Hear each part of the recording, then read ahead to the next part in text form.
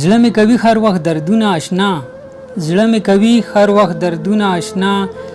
لږ خو مې واوره پر یادونه آشنا، تر څو به جاړم ستا په مینه کې زه ګوره د اوښکو مې سیندونه آشنا. اوس دې له غمه خلاصېدلی نشم، اوس دې له غمه خلاصېدلی نشم، ما وې په عشق کې دي خوندونه آشنا. که ستا په خیال کې دی اجل ته قریب، که ستا په خیال کې دی اجل ته قریب،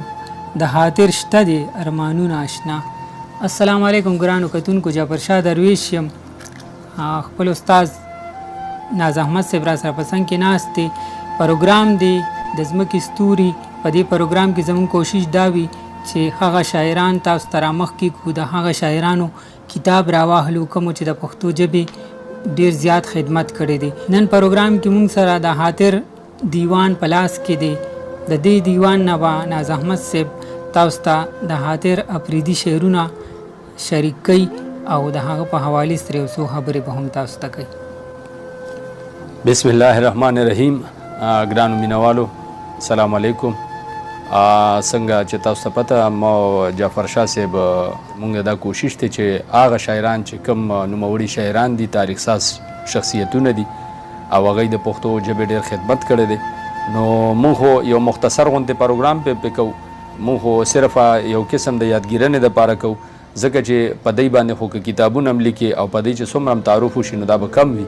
د هر یو خپل خپل یو لوی ځان ته شخصیت دی. کم شاعر هم چې دی تاریخ ساز شخصیتونه چې مونږ تاسو یادو دی اکثر هغه شاعران دي چې دی د کورس په کتابونو کې هم شامل دي. مونږ چې نن کم شاعر تاسو ته وړاندې کوو او د هغه یو څو غزل یا د هغه یو څو ربعي تاسو ته نشر کوو او د یو کتاب نه درته وو، نو د هغه نوم دی مصری خان افریدی. هغه د ستارو محتاج نه دی، الله دې وبخي. او داسې به و چې هغه ځواني مرګ یعنی هغه تقریبا د 40-42 سالو 240 کالو کې وفات شوی. دا اصل کې دی خو د تیر وخت شاعران دي، د نن نه د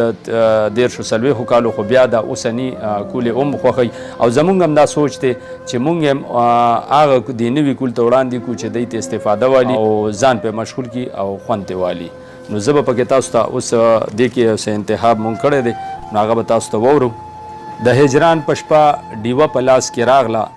خدای خبر چې چرته تله په لاس کې راغله، رقیبان خو دې اوس ټول راته راتیر شي، رقیبان خو دې اوس ټول راته راتیر شي، چې یار راغې نو وسله په لاس کې راغله، چې مې صبر امید دواړه پسې خور کړل، چې د ځان نه خبرېده په لاس کې راغله،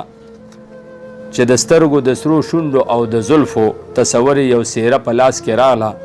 چې پتلو کې شوه مسکې نو بیا به راشي، ای خاطره بس راځه په لاس کې راغله. ستا د سپین مخ هزار زما زړګې شه، ستا د سپین مخ زار زما زړګې شه، خوم د ستا نه سپېلنې او بیا لوګې شه، ستا په ژبه هره ژبه خوند کوي، ای اشنا افریدی یا پېښورې شه، زه او ته د چا جړه او خندا څه کړو، زما اوښکې د باران ته پسرلې شه، اوس د ګل زنې ته لرې شه رقیبه، یا په خپله باندې ګل شه یا ازغې شه، زه خاطر د نور خاطر کولی نشم، ای رقیبه که پوهېږې نو سړی شه. د وخت د ګزارونو نه داغونه نه جوړیږي، زما سره سپرلي ستا ګلونه نه جوړیږي،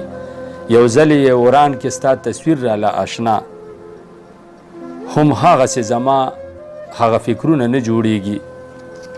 راضي شه د یار غمه د دنیا د غم سره، یو کور مې د په زړه پکې برجونه نه جوړیږي، دا زه خو ای اشنا لا د پخوا نه لیونی وم، دا زه خو ای اشنا لا د پخوا نه لیونی وم، د عمر لیونو ته زنځیرونه نه جوړیږي، خاطره یو ورځ نه ده نن زړه جوړ او سبا وران، خاطره یو ورځ نه ده نن زړه جوړ او سبا وران، په ډیر کوي غمونو هغه زړونه نه جوړیږي. یو بل بم تاسو سره شعر کو. توبه څنګه تیریږي په هوښیار باندې وختونه، ناپوهه هسې تیر که په قرار باندې وختونه، دا تیر وختونه پرېږده د انکار سره چې تیر شو، ته راشه نور دې سم که په اقرار باندې وختونه، نه دې هسې ګرم چې څوک په غم کې درون ښکاري، په هر چا باندې تیر شي په خپل وار باندې وختونه، د مخ د تصور کم ځکه مخ مې داسې تور دی، د مخ دې تصور کم ځکه مخ مې داسې تور دی خبرې یې نه کړل تیر مې په انګار باندې وختونه ما څنګه به لټون کړې د دنیا د غم نه خلاص یم ما څنګه به لټون کړې د دنیا د غم نه خلاص یم خاطر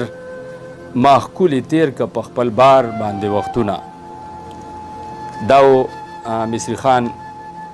خاطر افریدی چې مې تاسو سره یو څو غزلې شعر کې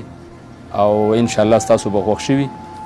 ملګرو دغه د خاطر افریدي صاحب د دیوان نه څه انتخاب و امید لرم چې ستاسو به زموږ د نن پروګرام خوښ شوي وي په دې سره زه جعفر شاه درویش سره د خپل ملګري ستاسو نه اجازت غواړم که ژوند وفا وکړه په بل پروګرام کې به بیا ملاقات کیږي ښاد او آباد بریالي اوسئ د لوی الله په امان